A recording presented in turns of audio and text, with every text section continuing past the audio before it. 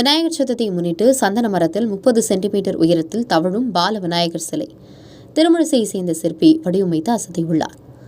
திருவள்ளூர் மாவட்டம் திருமழிசையை சேர்ந்த டி.கே. பரணி சந்தன மரத்தாலான நுண்ணிய சிற்பத்தை உருவாக்கியதற்காக குடியரசுத் தலைவரின் தேசிய விருதை பெற்றவர்.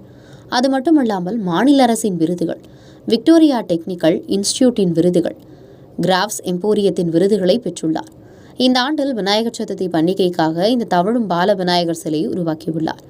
டி.கே. பரணி 30 சென்டிமீட்டர் உயரம், 23 சென்டிமீட்டர் அகலம், 8 சென்டிமீட்டர் குறுக்களவு கொண்டதாக மிகவும் அழகுற இந்த நுண்ணிய சந்தன சிலை உருவாக்கியுள்ளது.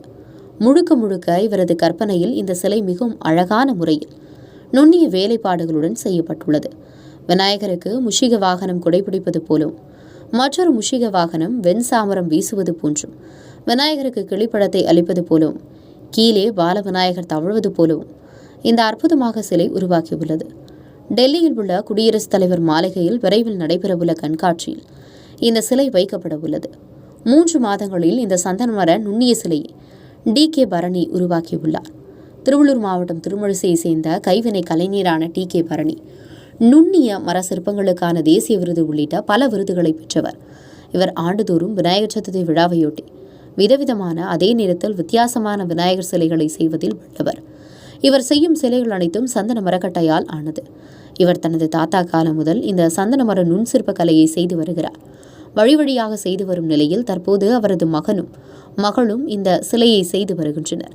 இவரது சிற்பங்கள் டெல்லியில் உள்ள தாஜ் கசானா என்ற கடையில் காட்சிக்கு வைக்கப்பட்டுள்ளது. இவரது தயாரிப்பில் உருவான ராதே கிருஷ்ணா சிலைதான் அமெரிக்க அதிபராக இருந்த பராக் ஒபாமா இந்தியா வந்தபோது அவருக்கு பரிசாக அளிக்கப்பட்டது.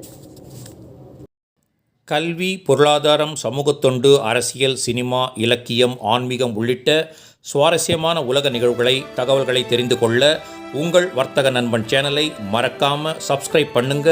மேலும் லைக் பண்ணுங்க, ஷேர் பண்ணுங்க.